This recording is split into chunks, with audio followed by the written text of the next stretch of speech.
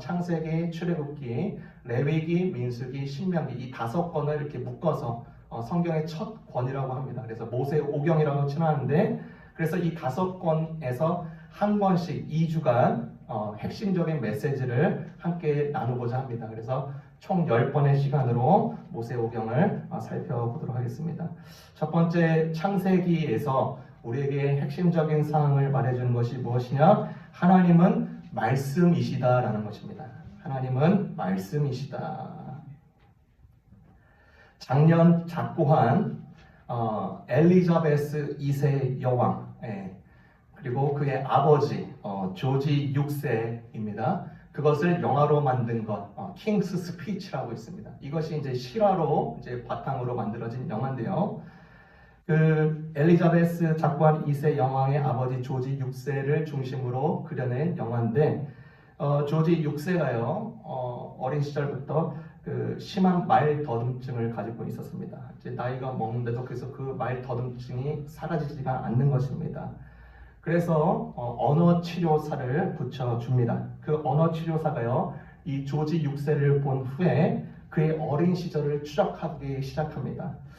그 어린 시절을 추적하는데 많은 것들을 이제 보게 됩니다. 어린 시절에 부모님의 학대가 있었어요. 왼손잡이를 고치느라고 계속 체벌을 당합니다.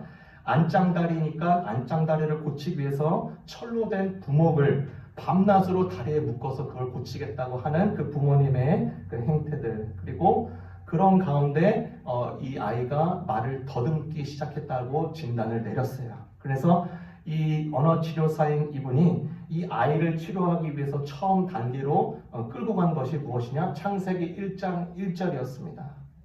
태초에 하나님이 천지를 창조하시니라.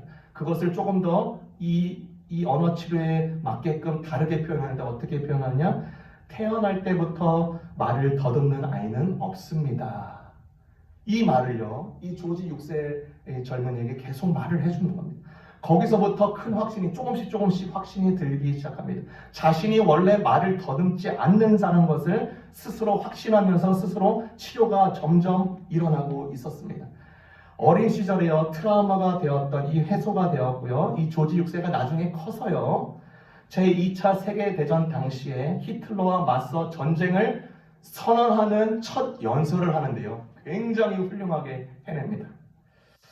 이 조지 6세는요 창세기 1장 1절의 믿음을 가지고 있었던 이 언어치료사의 손길을 통해서요, 그리고 하나님의 말씀에 의해서 이제 조지 6세의 새로운 인생이 열리게 됩니다. 여러분, 말씀이신 하나님께서요 그분의 말씀을 드러내실 뿐만 아니라 또한 창세기 1장 1절에서 세상을 창조하셨습니다. 뿐만 아니라 말씀이신 하나님께서 어떻게 하세요? 우리 각 사람들과의 복잡한 관계 속으로 들어오셔서 우리를 도우시고요, 복주시고요, 가르치시고요, 훈련시키고, 책망하시고, 징계하시고, 사랑하시고, 구원하는 이야기를 우리에게 마음껏 보여주셨습니다. 여러분, 한번 상상해 보십시오. 하나님이 말씀이신 하나님이신데 이 말씀의 형태로 오시는 것이 아니라 다른 것으로 우리에게 만약에 왔다면 어땠을까? 여러분 생각해 보세요. 큰 음성으로 오는 겁니다. 큰 음성이, 하나님이 자신이 무언가를 말씀하실 때, 또 자신의 캐릭터를 드러내실 때 큰 음성이, 보이지 않는 음성이 내 주변에 다른 사람에게 계속 들린다고 생각해봐요. 좋은 것 같아요. 큰 브라스와 슈퍼밴드로 이 음성이 들리게 한다. 처음에는 좋은 것 같아요. 그런데 얼마나 어노잉할까요? 귀찮을 거예요. 내가 뭐 좀 할 일이 있는데 하나님의 음성이 계속 거기서 들리는 겁니다. 얼마나 귀찮을까요? 또 멋진 불빛과 함께 땅이 흔들리면서 이렇게 하나님이 보이신다. 얼마나 멋있지 않습니까? 좋아 보여요. 그런데 정말 좋아 보일까? 제 개인적인 이야기인데 저는 이렇게 좀 강점 중에 하나인데 뭔가 이렇게 두려움이 없습니다. 두려움이 없기 때문에 별로 무서워하진 않아요. 근데 제가 LA 지역에서 그 청년부 예배를 드리다가요, LA 지역은 잘 알다시피 지진이 조금 있는 곳입니다. 예배를 잘 드리고 있는데 약간의 한 진도가 있는 그 지진이 그 예배 가운데 있는 거예요. 그 지진이 났을 때 가장 먼저 숨는 사람이 누구였더라? 저였습니다.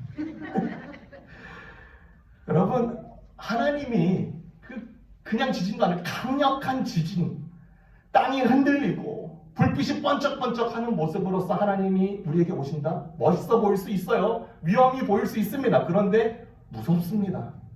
두렵습니다. 토네이도를 동반하면서 오신다? 큰 파도가 일어난다?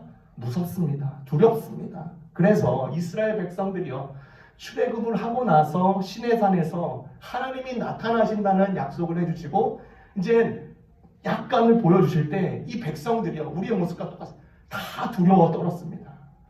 우리 못 올라가요. 모세 혼자 올라가세요. 모세 혼자면 됩니다. 다 두려워 떨었어요. 여러분, 하나님은요, 공포 유발을 해서 공포 정치가가 아닙니다. 그분은 사랑이기 때문에 가장 적절한 사랑의 방법으로, 사랑의 표현으로 무엇으로? 말씀으로 오시는 겁니다. 얼마나 인격적이십니까? 이 정도까지 인격적이시고 사랑의 모습으로서 우리에게 다가오시는 하나님, 말씀이신 하나님이십니다.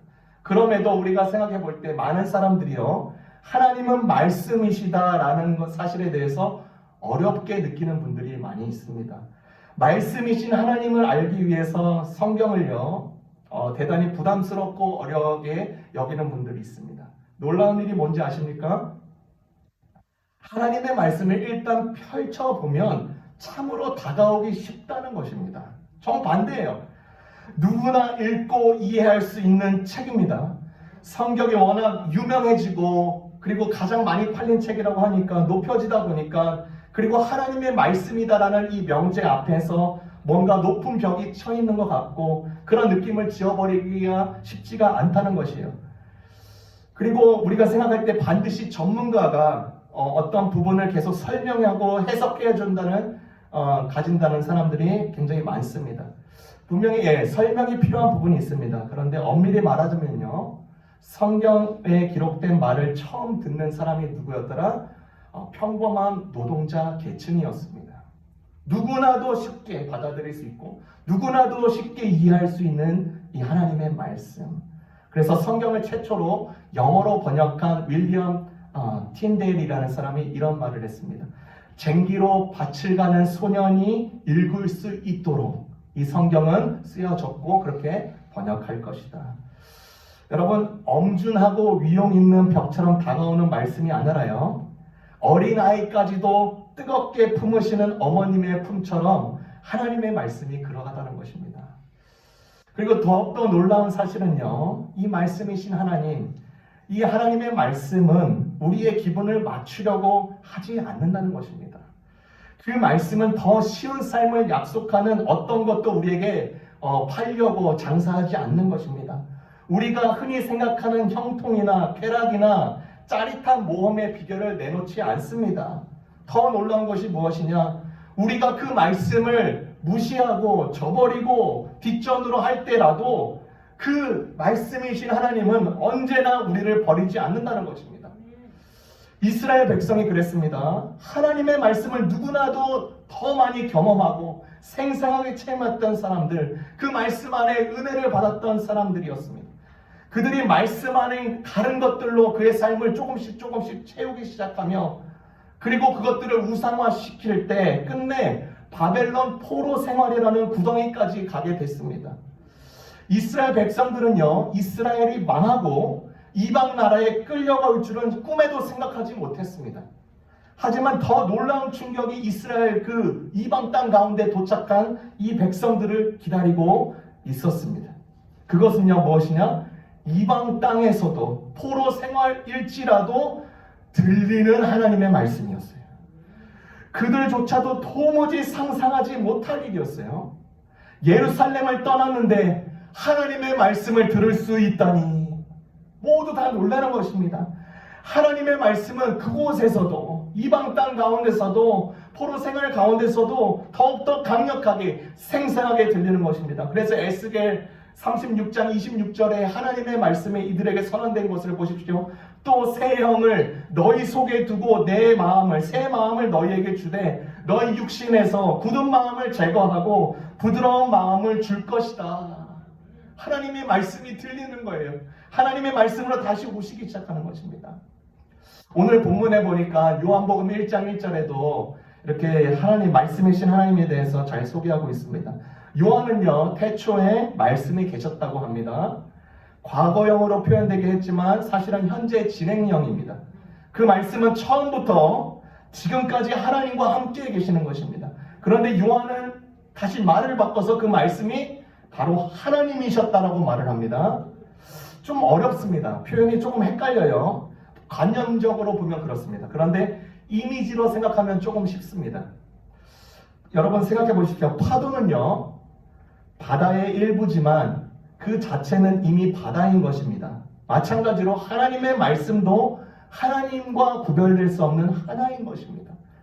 하나님께서는 말씀이시다. 그래서 하나님께서는 말씀이심으로 우리가 하나님을 믿는 우리는요 하나님의 말씀을 믿는 것입니다. 여러분 말씀 아닌 다른 곳에서 하나님을 찾을 수 있습니까? 말씀 아닌 다른 것에서 하나님을 구할 수 있습니까? 제가 지난 주간에 유튜브를 통해서 어느 한 찬양을 듣게 됐습니다. 제목이 말씀이신 하나님이라는 찬양인데 거기 안에 가사가 이렇게 있습니다. 말씀이신 하나님을 멀리 돌아 다른 데서 찾았네. 말씀이신 하나님을 헛된 세상 성공에서 찾았네. 그러나 이제는 말씀이신 주 나의 하나님을 눈앞에서 뵙고 끝없는 그 사랑, 그의 사랑을 아네. 어제나 오늘이나 말씀으로 눈앞에 계시는 하나님을 뵙고 십자가 그 사랑, 그의 사랑 품네. 여러분, 우리 하나님은 말씀이십니다. 또 그 말씀을 우리에게 주시는 분이시고요. 또 아주 인격적이고 사랑의 방법으로 또 이스라엘 백성과 같이 동일한 방법으로 우리에게 계속 역사해 주시는 하나님이십니다. 교훈 및 적용을 나누길 원합니다. 첫 번째 적용은 말씀을 받는 밭이 중요하다는 것입니다. 말씀을 받는 밭이 중요하다. 이 창세기가 쓰여진 당시 이때 배경을 잘 보면요. 그때 당시에도 종교, 다른 종교들이 있었고 신화들이 있었습니다. 고대 근동 신화라고 합니다. 그래서 아트라하시스라는 서사시에는요. 인간이 창조된 목적을 이렇게 소개합니다. 인간은 신에게 먹을 것을 바치기 위해서 창조되었다. 나중에 신들은 인간을 만든 것을 후회해서 생육을 억제했다라는 서사시가 그때 그 사람들의 신념과 종교였어요. 그러나 우리 하나님, 우리 여호와 하나님은 정반대시죠. 하나님은 인류에게 먹을 것을 공급하시고 그들의 생명을 권장하고 계속 추구하시는 분이십니다. 그래서 창세기 3장부터 11장까지 나타났듯이 인류의 문제의 그 해결을 위해서 누구를 부르십니까? 아브라함을 부르시고 그의 후손들을 통하여서 이루실 그분의 말씀, 그 약속의 씨앗들을 계속 뿌리십니다. 그래서 그 약속들을 크게 세 가지인데요. 무엇이냐? 복과 후손과 땅입니다. 그래서 우리가 지금 AD 2023년에 살고 있는 이 땅에서도 아브라함의 복을 누렸던 사람들이 그 복과 그 후손과 그 땅에 대한 그 개념들을 우리가 생생하게 목격하고 있습니다. 여러분 구약에서 볼 때 그 땅의 개념은 조금 이렇게 여러 가지로 이렇게 의미를 합니다. 실제 땅입니다. 그리고 호세아 선지자가 이 땅을 얘기할 때는 우리의 심령이라고 말을 합니다. 비유로서. 그리고 신약에서는요, 이 땅이 조금은 다른데 밭으로 표현을 합니다. 그래서 씨 뿌리는 비유가 예수님의 그 설교를 통하여서 나타나죠. 여러분 우리가 씨 뿌리는 비유 잘 알고 있습니다. 사람의 마음에는 여러 종류가 있다고 하셨습니다. 그 중에서도 가장 부정적인 것이 길가와 같은 마음입니다. 길가와 같은 밭이에요. 여러분 길바닥은요 사람들이 계속 밟고 다니는 곳이기 때문에 단단할 수밖에 없습니다. 거기에는요 아무리 씨를 뿌려도 싹이 나지 않습니다. 결국 그 씨는요 새들에게 다 쪼아먹혀 버리고 맙니다. 여러분 어떤 경우에 우리의 마음이 단단해집니까? 마음속에 상처가 있을 때 마음이 단단해지기 쉽습니다. 예를 들어서 가족 중 한 사람이요 이단에 빠져서 가정이 무너지는 경험을 하게 되면 나중에 그 기독교를 접할 때 그 마음을 열기가 굉장히 힘듭니다. 또 예수를 잘 믿는다는 사람에게 돈이 떼었거나 사기를 당한 사람도요, 마음문을 걸어 닫고 열 생각을 하지 않습니다. 자기 나름대로 확고한 신념을 가진 사람들도요, 마찬가지입니다. 기독교를 받아들이면 자기의 신념이 흔들릴까봐 두려워서 기독교를 받아들이지 않으려고 합니다. 여러분, 이렇게 여러 종류의 단단한 마음이 있을 수 있는데, 이런 단단한 마음을 계속 킵한 채, 고수한 채는요, 구원의 역사를 있을 수가 없는 것입니다. 구원은요, 절대로 우리 안에서 나오지 않습니다.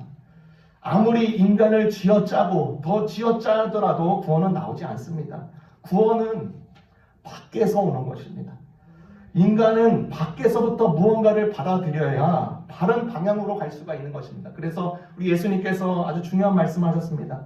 내 눈이 선하면 온 몸이 밝을 것이요, 눈이 나쁘면 온 몸이 어두울 것이니라 라고 말씀하셨습니다. 몸의 모든 기관이 바른 방향으로 나아가려면 눈이 밖으로부터 빛을 흡수해야 합니다. 그래야 사람이 넘어지지 않고요, 바로 갈 수 있는 것이죠. 앞이 보이지 않는 상태에서 달린다고 한번 생각해 보세요. 어떻게 될까요? 얼마 안 가서 넘어질 수밖에 없습니다. 그래서 예전에 그 미국의 유명한 천체 물리학자가 그 한 사람이 어렸을 때 사고가 나서 실명하게 됩니다. 그리고 맹인이 되었습니다. 그런데 이 어린 자가 앞이 보이지 않는다는 사실을 인정하지 않고요, 자전거를 탄 채 천성역으로 달려나가다가 넘어져서 이를 다 무너뜨리고 맙니다. 그 후에 자신이 이제 나는 이제 평생 앞을 못 보는구나 라는 것을 현실을 인정하고 겸손하게 공부하기 시작했고요. 마침내 세계 최고의 천체 물리학자가 될 수 있었던 것입니다. 여러분, 젖먹던 힘까지 짜낸다고 해서 구원을 얻는 것이 아니에요. 구원을 얻으려면 밖으로부터 빛을 받아들여야 되는 것입니다. 하나님의 말씀을 계속 내 삶 가운데 받아들여야 됩니다. 그러한 밭이 되어야 된다는 것입니다. 우리에게 종종 어려움이 생길 수가 있어요. 이렇게 종종 어려운 일이 생길 때 이 많은 이유가 있겠지만 그중 하나는 이 단단한 마음을 열어서 하나님의 말씀을 받아들이게도 하시기 때문입니다. 하나님은요, 그분의 말씀의 씨앗을 여전히 우리의 밭에 계속 뿌리고 계십니다. 여러분, 나의 밭은, 여러분의 밭은 어떠십니까? 길바닥입니까?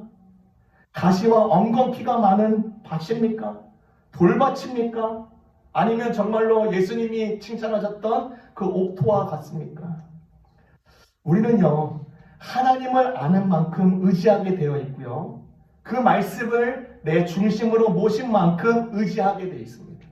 그리고 그 의지한 만큼 말씀이 약속한 삶을 살게 되어 있는 것입니다.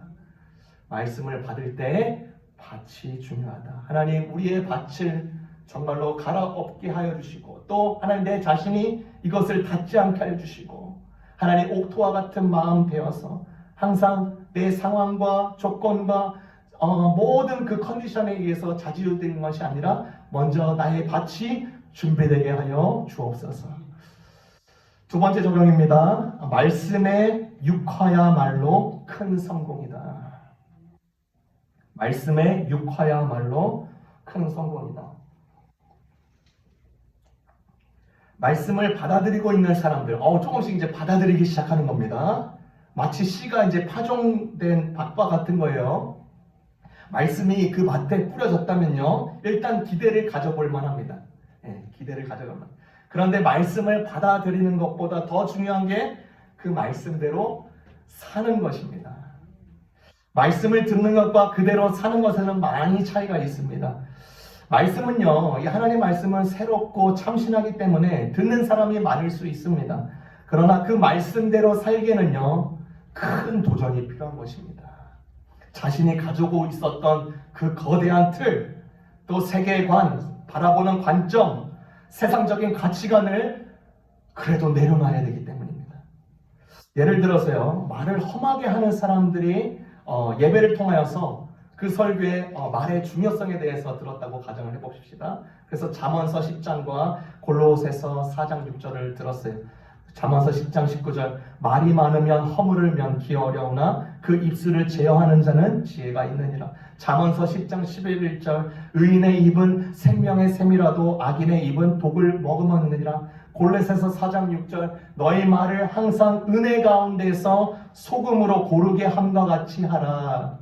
이 말씀을 듣고요 자신의 일상으로 돌아갑니다. 그런데 여전히 똑같은 언어를 상대방에게 쏘아붙인다면 말씀을 듣긴 들어도 안 듣는 이마 못하다. 여러분, 하나님께서요 말씀을 통해서 천지를 창조하셨다고 하셨습니다. 그것처럼 우리도 사용하는 이 언어가요 무언가를 일으키게 합니다. 어떠한 사건을 만듭니다. 그래서 김기성 목사님은 이것을 이렇게 표현합니다. 사랑해라는 말을 듣는 이의 가슴에 생명의 봄바람을 일으키지만 니까짓것 이라는 말은 상대방의 가슴에 겨울 칼바람을 일으킵니다. 고마워라는 말을 듣는 이의 가슴에는 성광과도 같은 빛을 일으키지만 실망이야 라는 말은 상대방의 마음을 어둠 속에 가둬버립니다. 여러분, 이 말씀의 육화를 생각해 볼 때, 말씀의 현실화를 생각해 볼 때 우리 예수님이 생각이 납니다.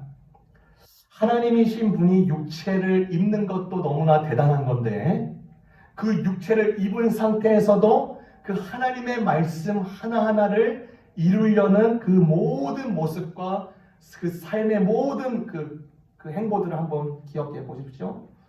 특별히 예수님의 십자가에서의 사건입니다.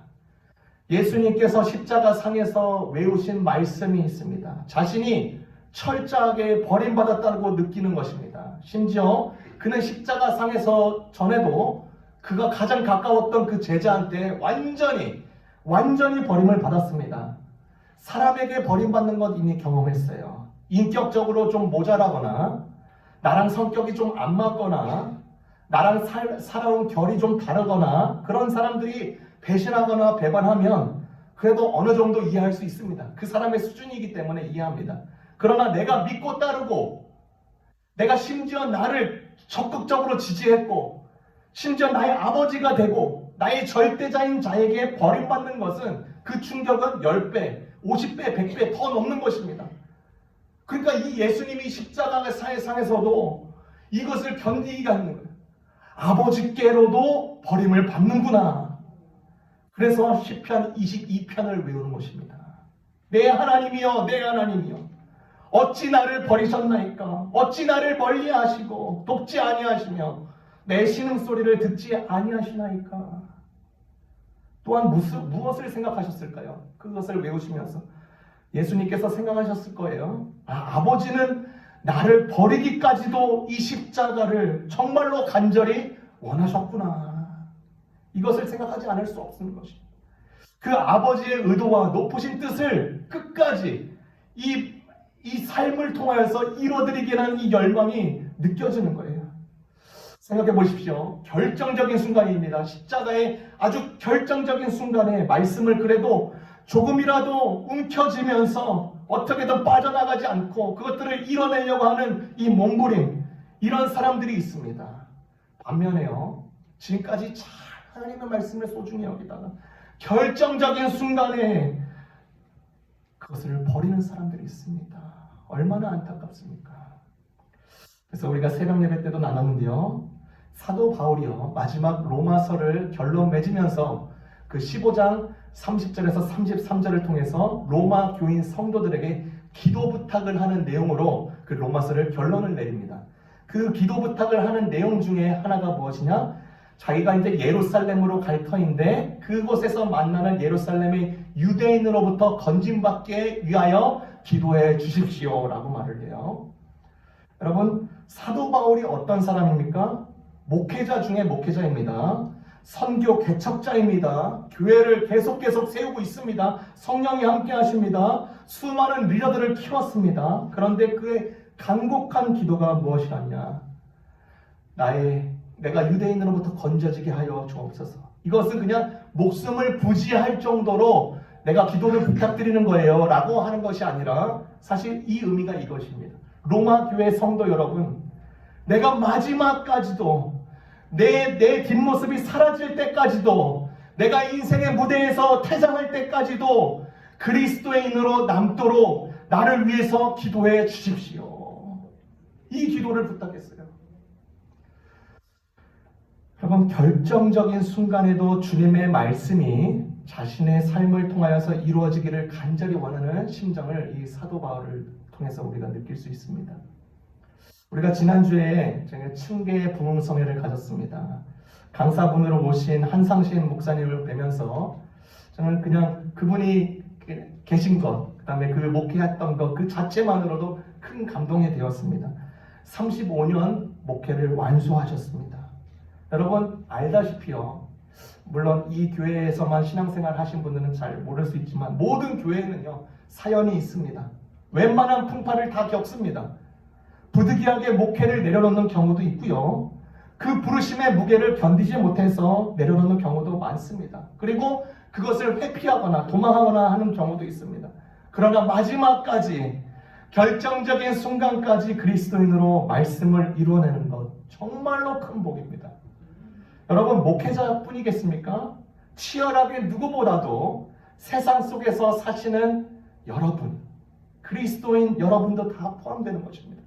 내가 호흡이 맞춰질 때까지 주님께서 기뻐하시는 말씀의 사람, 또 결정적인 순간에서도 포기하기 쉽고 다 놓고 싶고 회피하고 싶고 도망가고 싶은 그 끝자락, 그 절벽인 그 끝자락에서도 그리스도인으로 남게 하여 주옵소서. 이 말할 수 없는 이 큰 복과 이 은혜가 우리에게 절대적으로 필요한 것입니다.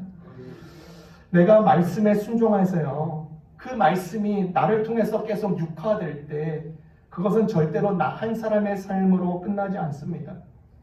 나의 삶을 지켜보고 있는 수많은 사람들에게 그 영향을 끼칩니다. 내가 결단하고요, 주어지는 말씀에 대해서 순종함으로써 열매를 맺기 시작하면 내가 알지 못하는 사람들 10명, 20명, 50명, 100명들이 확신을 얻게 됩니다. 어떻게요? 아, 저렇게도 사는 법이 있구나. 저렇게 어렵게 사는데도 승리하는 법이 있구나. 아, 평강을 유지하는 법이 있구나. 큰 도전을 받게 되는 것입니다. 남이 나에게요, 무슨 짓을 했느냐에 너무 좌지우지 되지 마십시오. 그런 짓을 당했을 때, 억울한 일을 당했을 때, 누군가 큰 돌덩어리 같은 상처를 내게 입혔을 때, 큰 공경에 빠졌을 때, 그 일어난 일 자체보다는요, 내가 지금 그것들에 대해서 어떻게 반응하느냐가 더 중요한 것입니다.